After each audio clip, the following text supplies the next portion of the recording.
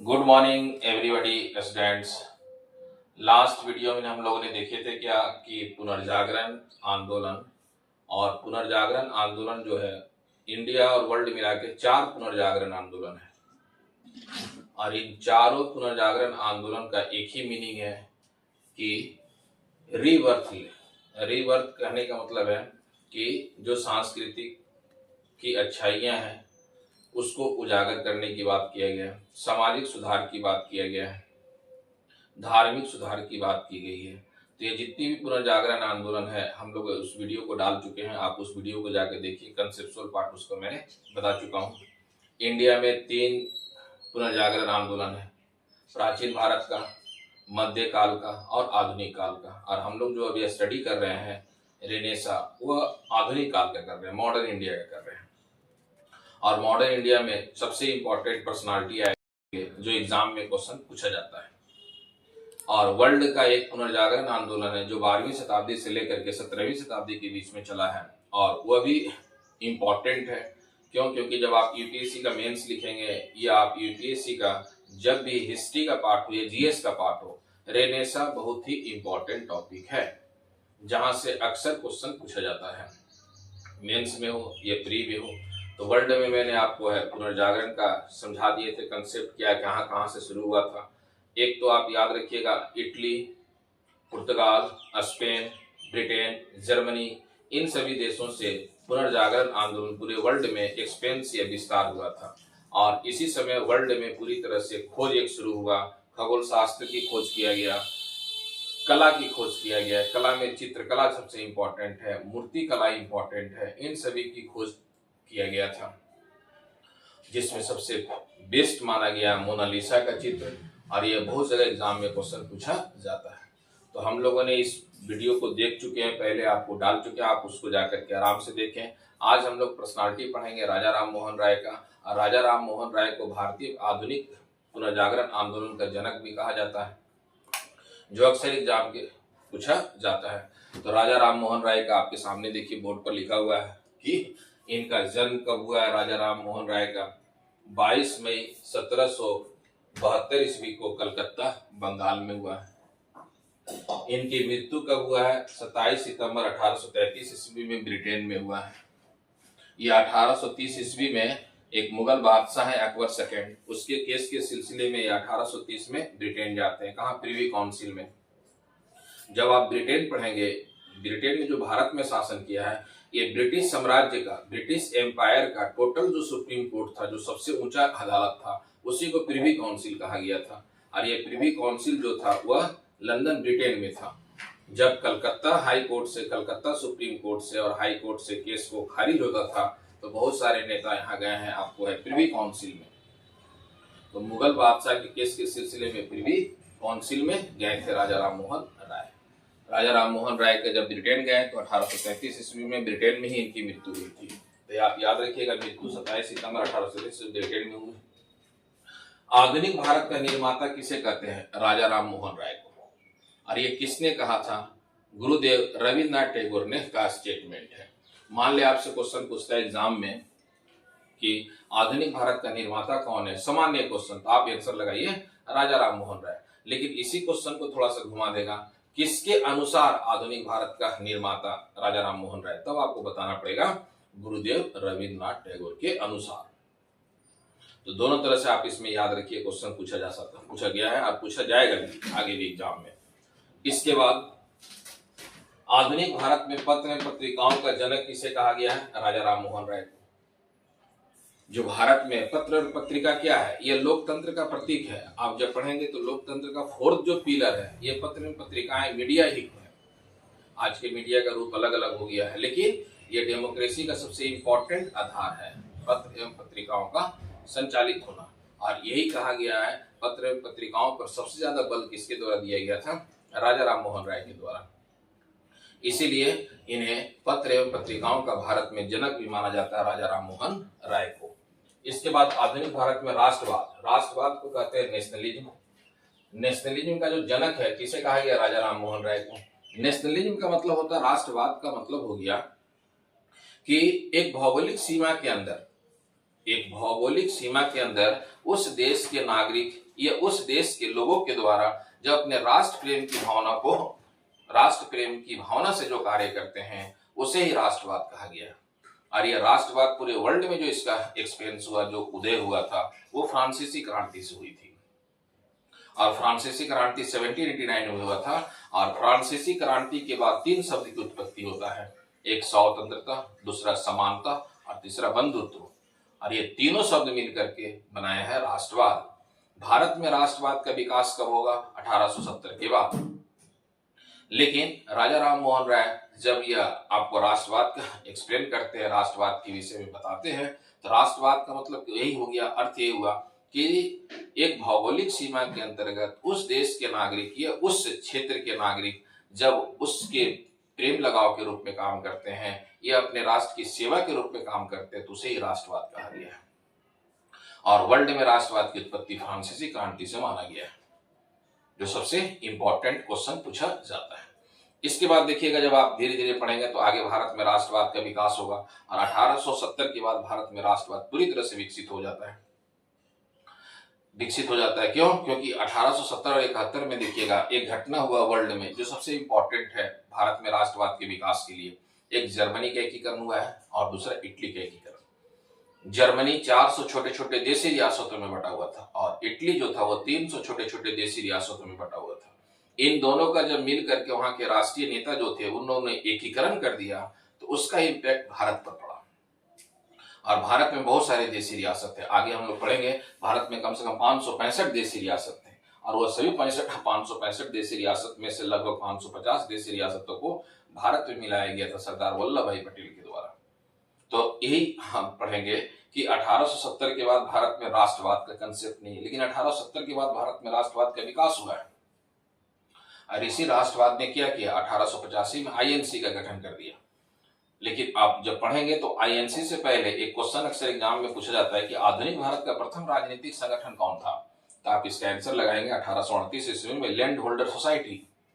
और land holder society 1838 ईस्वी में बनाया जाता है कलकत्ता बंगाल में, और यह बहुत ही इंपॉर्टेंट है, देवेंद्रनाथ टैगोर के द्वारा। ये आधुनिक भारत का प्रथम राजनीतिक संगठन है जो अक्सर एग्जाम में पूछा जाता है। फिर इसी क्वेश्चन को घुमा के पूछता है कि भारत में महत्वपूर्ण राजनीतिक संगठन कौन सा है? तब आप इसका आंसर बताएंगे इंडियन एसोसिएशन। और इंडियन एसोसिएशन जो बनाया गया था 1876 ईस्वी में एसएन बनर्जी के द्वारा, सुरेंद्र नाथ बनर्जी के द्वारा। जो सुरेंद्र नाथ बनर्जी एक आईसीएस अधिकारी थे और जब ये संगठन बना रहे थे इंडियन एसोसिएशन, जिसमें सपोर्ट कौन कर रहे थे? उनके एक मित्र थे जिनका नाम था आनंद मोहन बोस। तो यही 1876 में जब ये संगठन बनेगा तो इसी धीरे धीरे 1870 के बाद भारत में राष्ट्रवाद का विकास होगा। राष्ट्रवाद का मतलब होता है एक राष्ट्रीय संगठन होना चाहिए, एक राष्ट्रीय नेतृत्व करने वाला होना चाहिए, इसी को राष्ट्रवाद के श्रेणी में रखा जाता है। और इस राष्ट्रवाद का टोटल ऑल ओवर इंडिया में विस्तार होगा जब लॉर्ड कर्जन बंगाल का विभाजन करेंगे। जब लॉर्ड कर्जन बंगाल का विभाजन करेगा तो संपूर्ण भारत में राष्ट्रवाद का विस्तार हो जाएगा। तो बंगाल विभाजन ने ही इसी के एगेंस्ट में स्वदेशी और बहिष्कार आंदोलन शुरू किया गया था जो बंगाल विभाजन के विरुद्ध में हुआ था। तो इसीलिए इंपॉर्टेंट है राष्ट्रवाद के संबंध में, इसलिए राजा राम मोहन राय को राष्ट्रवाद का जनक कहा गया है। मुगल बादशाह अकबर सेकंड ने राजा राम मोहन राय को राजा की उपाधि दिया था। यह क्वेश्चन अक्सर ऑब्जेक्टिव कोई भी एग्जाम देने जाइएगा तो ये क्वेश्चन पूछा जाएगा कि अकबर सेकंड जो मुगल बादशाह था, राजा की उपाधि जो दिया है राजा राम मोहन राय उपाधि प्रदान किया। 1830 ईस्वी में राजा राम मोहन राय अकबर सेकंड के केस के सिलसिले में लंदन ब्रिटेन जाते हैं और 1833 में ब्रिटेन में इनकी मृत्यु होती है। तो यह एक सामान्य जानकारी था। अब राजा राम मोहन राय के द्वारा और भी बहुत सारे कार्य किए जाएंगे, उसके विषय में हम लोग देखते हैं। जब तक आप इसका स्क्रीनशॉट ले सकते हैं।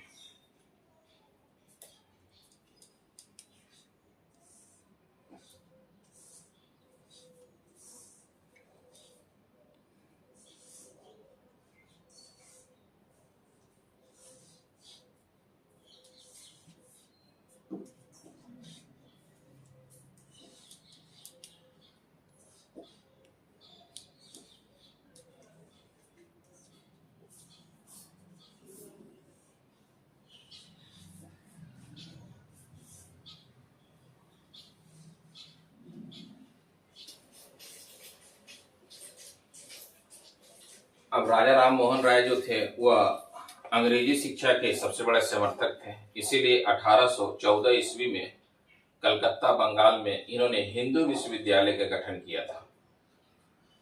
1814 ईस्वी में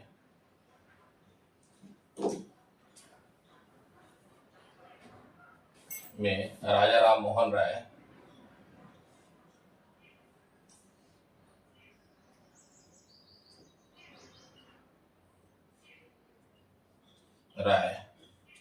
कलकत्ता बंगाल में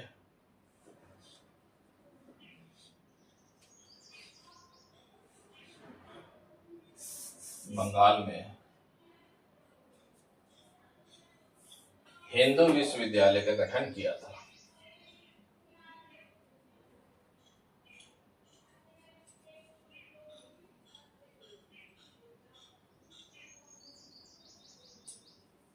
हिंदू विश्वविद्यालय का गठन किया था। इस विश्वविद्यालय को बनाने में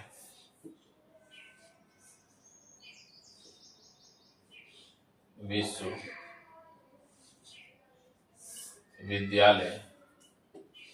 को बनाने में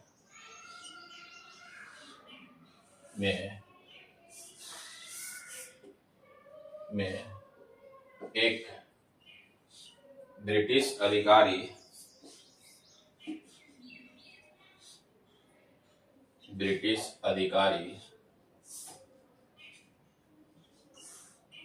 डेविड हेयर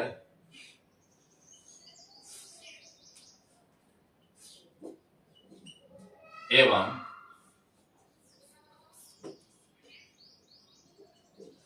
डच घड़ीसाज एलेक्जेंडर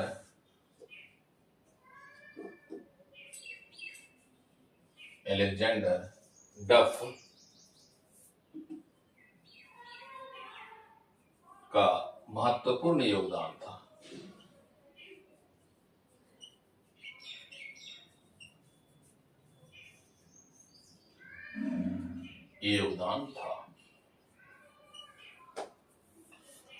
अब ये हिंदू विश्वविद्यालय बना दिया गया, जो सबसे इंपॉर्टेंट है, आप याद रखिएगा। हिंदू विश्वविद्यालय जब बनाया गया राजा राम मोहन राय के द्वारा, तो एक अंग्रेज और एक डच व्यक्ति ने सपोर्ट किया था। उस अंग्रेज व्यक्ति का नाम याद रखिएगा डेविड हेयर है, और दूसरा नाम याद रखिएगा एलेक्जेंडर डफ है। यह डच नागरिक था, घड़ीसाज एलेक्जेंडर डफ। आपसे एग्जाम में क्या करेगा, 4 नाम दे देगा, और 4 नाम में बोलेगा कौन कि हिंदू विश्वविद्यालय के गठन में किसका योगदान नहीं था। तो आपको 3 नाम याद रखना होगा।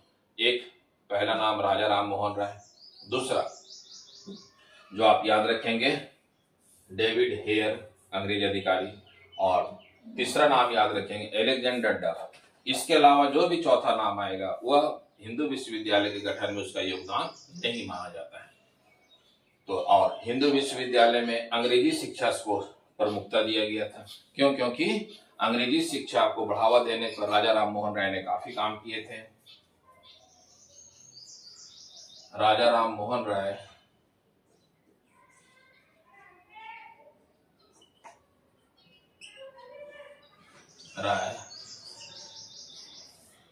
अंग्रेजी शिक्षा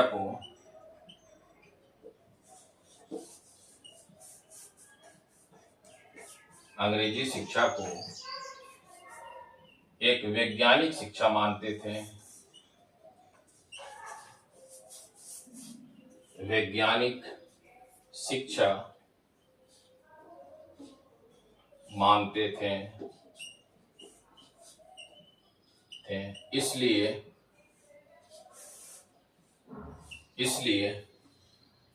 अंग्रेजी शिक्षा को प्रमुखता दिए थे।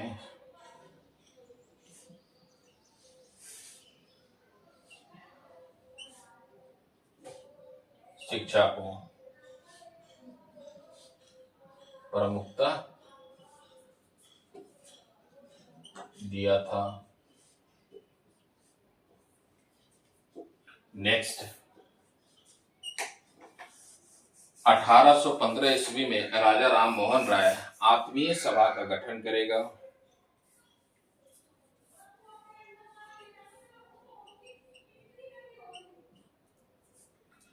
1815 ईस्वी में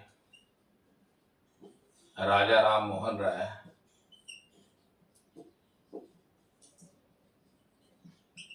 राय कलकत्ता बंगाल में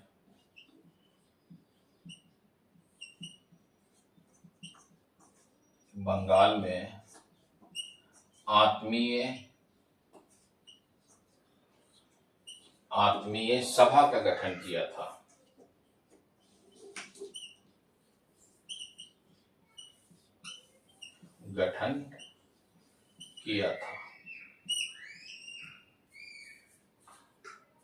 आत्मीय सभा का अर्थ है कि आत्मीय सभा का अर्थ है कि आत्म शुद्धि के लिए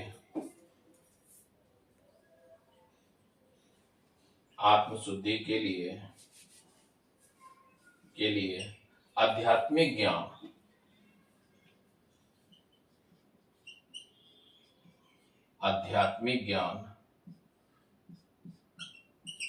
का प्रचार प्रसार किया जाए।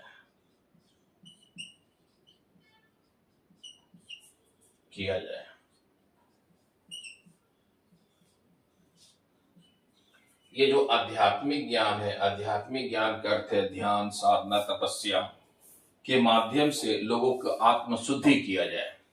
ध्यान, साधना, तपस्या इत्यादि के माध्यम से आत्मा को शुद्धि की बात किया गया था। आत्म शुद्धि का मतलब यह हुआ कि आत्मीय सभा का मतलब होगी कि आत्म शुद्धि को बढ़ावा दिया जाए। और आत्मा की शुद्धि कैसे होगा? आत्मा का शुद्धि तभी हो पाएगा जब आप आध्यात्मिक ज्ञान करेंगे, आध्यात्मिक ज्ञान को प्राप्त करेंगे। और ये आध्यात्मिक ज्ञान कोई आज आधुनिक भारत का कंसेप्ट नहीं है। आधुनिक ज्ञान कोई आज आधुनिक भारत का कंसेप्ट नहीं है। यह आध्यात्मिक ज्ञान का विकास भगवान शिव के द्वारा बहुत साल पहले किया गया था, लाखों वर्ष पहले यह किया गया है। और ये आध्यात्मिक ज्ञान जो है, इसी का आगे चल करके देखिएगा बहुत सारे संत ने इसका प्रचार प्रसार किए हैं, जिसमें कुछ नाम इंपॉर्टेंट है, गौतम बुद्ध, महावीर, इन सभी ने किया। जितनी भी हमारे ऋषि मुनि थे सभी आध्यात्मिक ज्ञान को बढ़ावा दिए थे। और आध्यात्मिक ज्ञान एक ऐसा है ज्ञान कि आप किसी भी चीज को पढ़ेंगे तो वह सभी अध्यात्म में यदि आप स्टडी करते हैं तो वह सभी हमेशा के लिए याद रहेगा।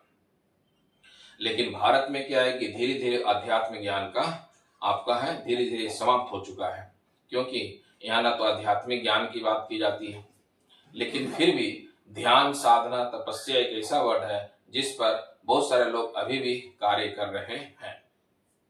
तो आप याद रखिएगा, यह आध्यात्मिक ज्ञान का मतलब है आत्म शुद्धि होगा। कैसे होगा? जब ध्यान करेंगे, साधना करेंगे, तपस्या करेंगे तो उससे क्या होगा? आत्म शुद्धि को बढ़ावा मिलेगा। और यही इनका था आत्मीय सभा।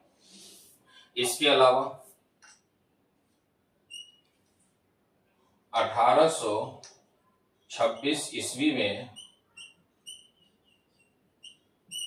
राजा राम मोहन राय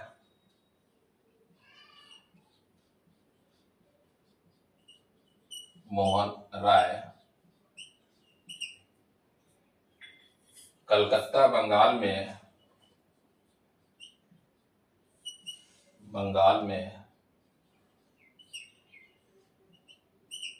वेदांत कॉलेज का गठन किया था।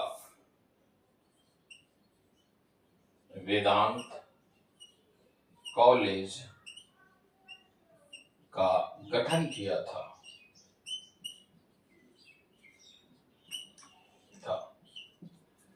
जिसमें वैदिक संस्कृति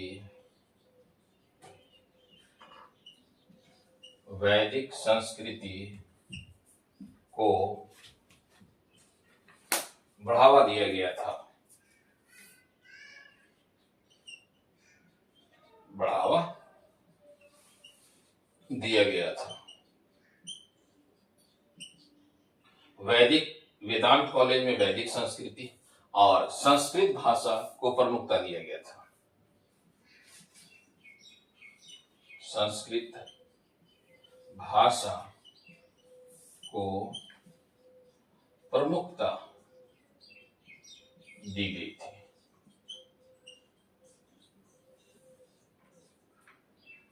अभी भी बहुत सारे विद्वान हैं जो ये बात बोलते क्या है कि आधुनिक काल में जितनी भी भाषाएं की उत्पत्ति हुआ है उसका जो मुख्य श्रेय दिया जाता है वो संस्कृत भाषा को दिया जाता है, और ये संस्कृत भाषा से ही सभी भाषा निकली है।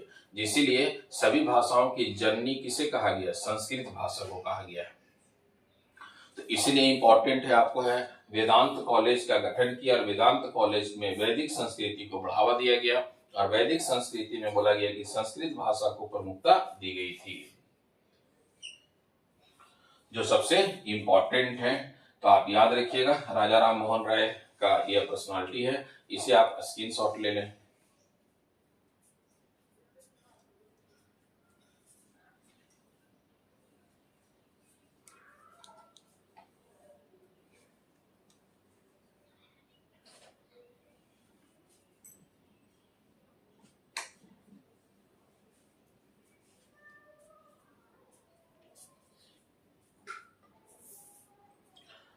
तो 1826 ईस्वी में देखिएगा राजा राम मोहन राय ने आपको वेदांत कॉलेज का गठन किया। अब 1828 ईस्वी में कलकत्ता बंगाल में ब्रह्म समाज का गठन करेंगे।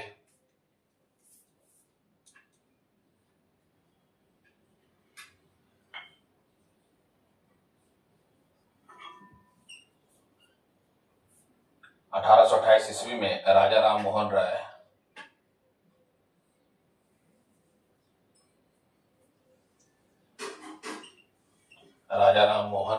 राय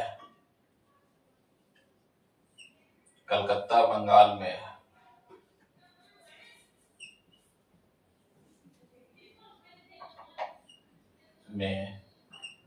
ब्रह्म समाज का गठन किया था। ब्रह्म समाज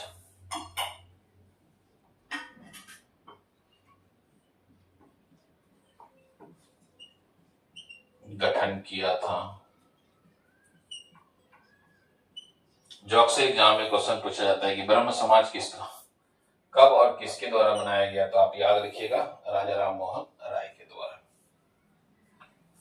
नेक्स्ट,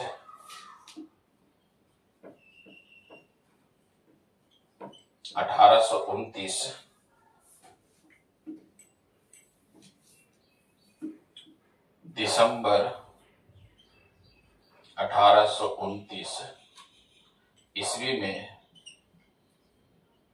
राजा राम मोहन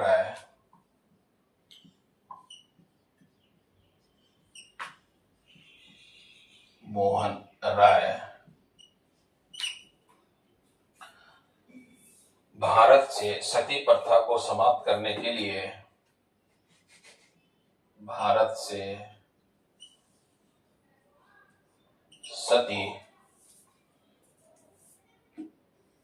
प्रथा को समाप्त करने के लिए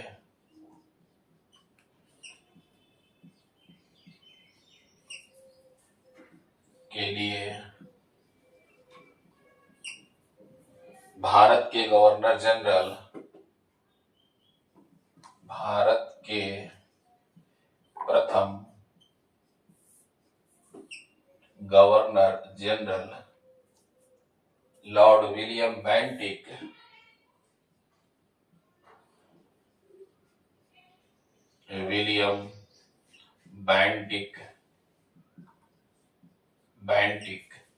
के साथ मिलकर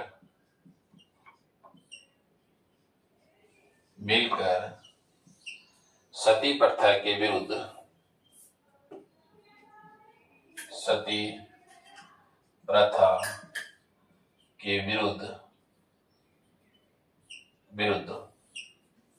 कानून का निर्माण किया गया।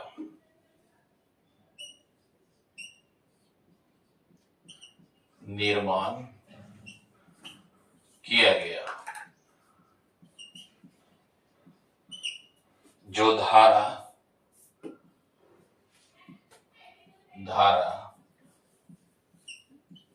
17 के अंतर्गत आता है। आप इसे रोमन में याद रखिएगा, यही क्वेश्चन पूछा जाता है एग्जाम में। 17 के अंतर्गत आता है।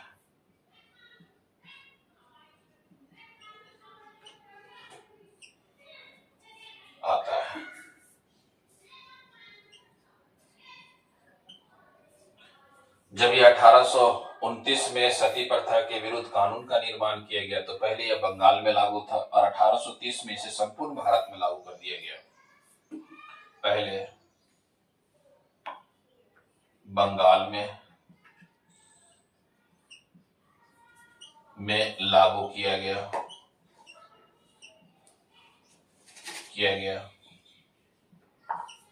फिर इसके बाद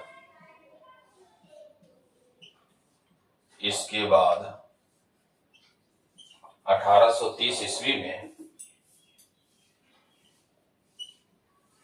ईस्वी में संपूर्ण भारत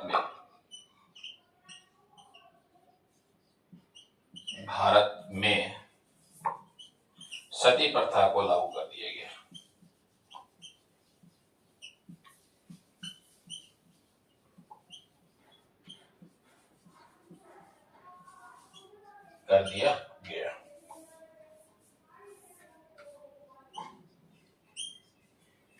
तो ये आप याद रखिएगा, सती प्रथा समाज की एक कुरीतियां थी जिसे दूर करने के लिए राजा राम मोहन राय ने भारत के प्रथम governor general Lord William Bentinck के साथ मिलकर के कानून का निर्माण किए थे। जो 1829 ईस्वी में कानून बनाया गया, दिसंबर 1829 आप याद रखेंगे। और ये भी याद रखेंगे कि किस धारा के तहत है। तो धारा आप याद रखिएगा 17 के अंतर्गत आता है।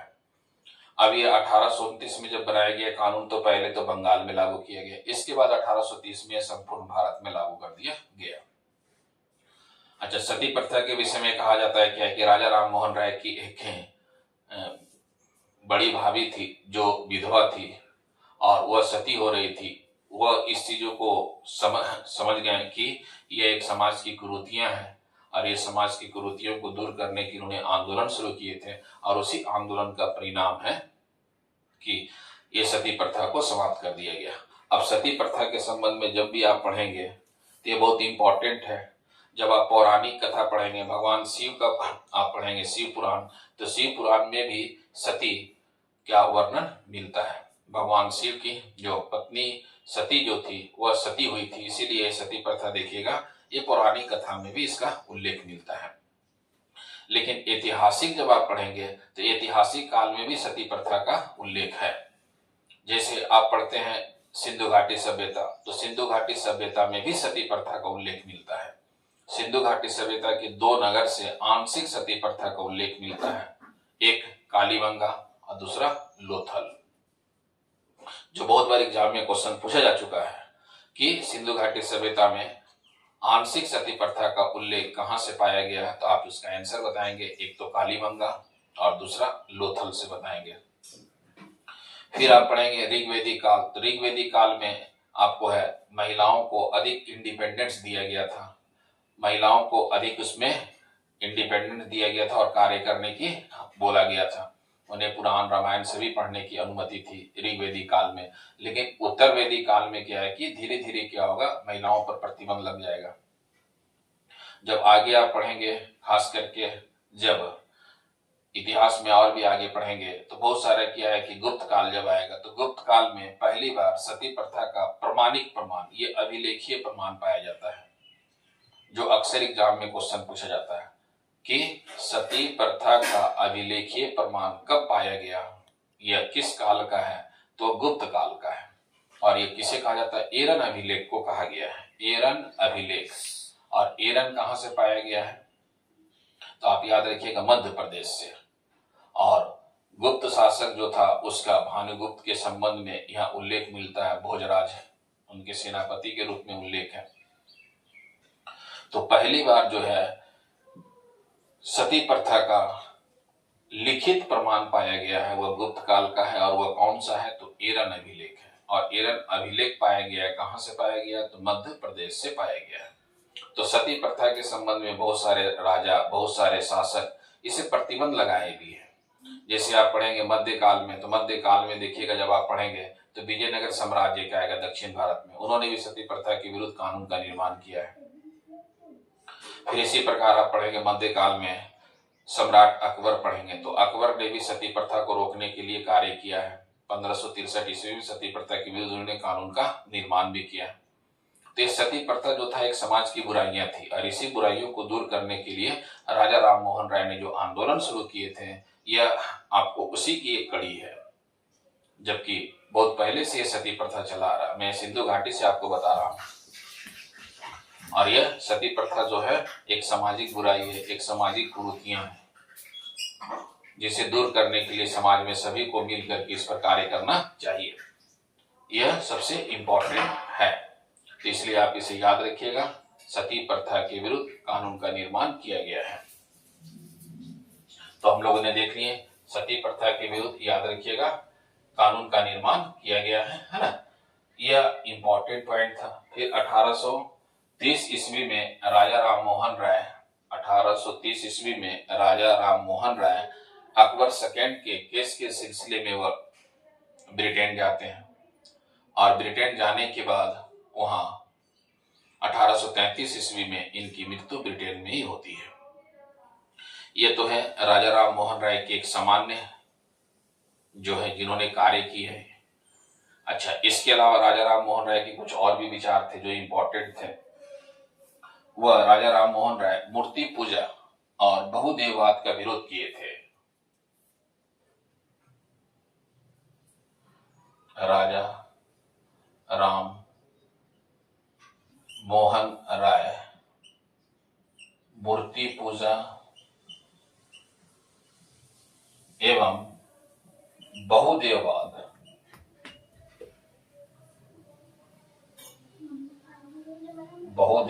का विरोध किया था।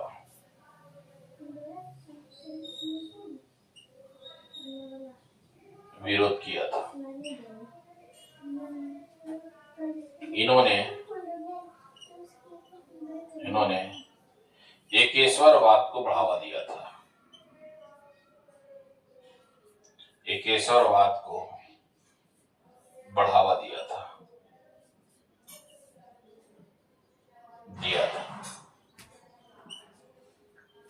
तो ये राजा राम मोहन राय की कुछ पर्सनालिटी था जो सबसे इंपॉर्टेंट है। इसके अलावा राजा राम मोहन राय की कुछ पुस्तक है, 2 पुस्तक इंपॉर्टेंट है। इसके अलावा राजा राम मोहन राय की कुछ पत्रिकाएं हैं जिसे हम लोग देखेंगे। इसी प्रकार मैं बोला कि राजा राम मोहन राय लोकतंत्र को बढ़ावा दिए थे। जब 1821 ईस्वी में स्पेन में क्रांति को, लोकतंत्र को दबा दिया गया, तब वहां पर ही बहुत ही वो दुखी हुए थे राजा राम मोहन राय। तो 1821 ईस्वी में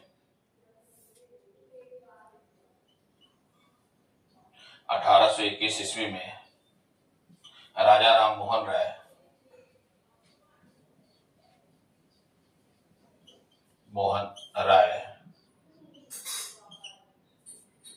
स्पेन में लोकतंत्र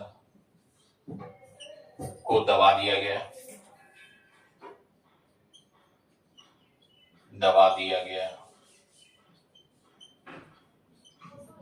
जिससे दुखी होकर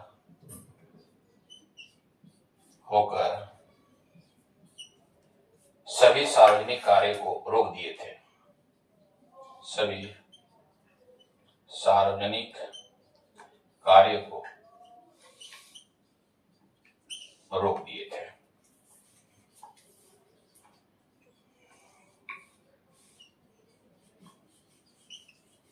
तो राजा राम मोहन राय का यह इंपॉर्टेंट है कि इन्होंने बोले मीडिया को बढ़ावा दिया। लोकतंत्र में मीडिया इंपॉर्टेंट है, समाचार पत्र को बढ़ावा दिए थे, ये सबसे महत्वपूर्ण माना जाता है। अब इनकी कुछ पुस्तक और पत्रिका है, उसके विषय में भी हम लोग देखते हैं। जब तक आप इसका स्क्रीनशॉट ले सकते हैं।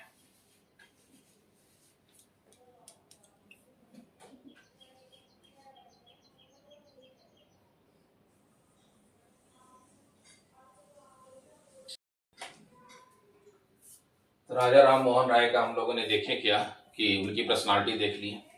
अब राजा राम मोहन राय का कुछ पुस्तक है, कुछ पत्रिकाएं हैं जो आप देख रहे हैं, आपके सामने लिख दिए हैं। अब इन्हीं सभी चीजों को आपको देखना है जो अक्सर एग्जाम में क्वेश्चन पूछा जाता है। सबसे पहले हम लोग पत्रिका के विषय में देखते हैं। पत्रिकाएं जो है, बंगदूत है, अंग्रेजी भाषा में निकाला गया था यह 1821 ईस्वी में।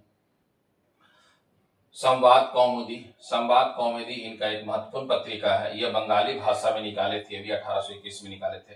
तो बंगदूत और संवाद कौमुदी दोनों याद रखिएगा, यह बंगाली भाषा में है और दोनों 1821 में निकाले थे, जबकि दोनों अलग अलग भाषा में है।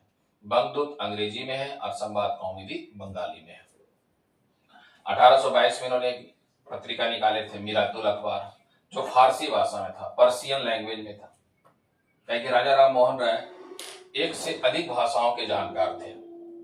कहा जाता है कि वो बहुत सारे भाषाओं जानते थे, पर्शियन, अंग्रेजी, बंगाली, हिंदी सभी। तो ये इन सब का इम्पोर्टेंट है जो आप इसमें याद रखेंगे। तो बंगदूत है अंग्रेजी भाषा में 1821 में, संवाद कौमुदी और बंगाली में 1821 में, मिरातुल अखबार 1822 में है जो सबसे इम्पोर्टेंट है। इसके अलावा राजा राम मोहन राय के द्वारा 2 पुस्तक लिखा गया है, यह भी इम्पोर्टेंट है। एक पुस्तक है द प्रीसेप्ट्स ऑफ जीसस और ये ईसाई धर्म पर आधारित है।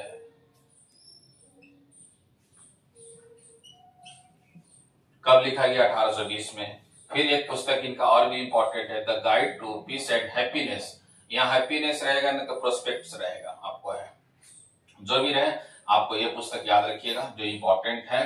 The guide to peace and happiness, यह हिंदू धर्म पर आधारित था।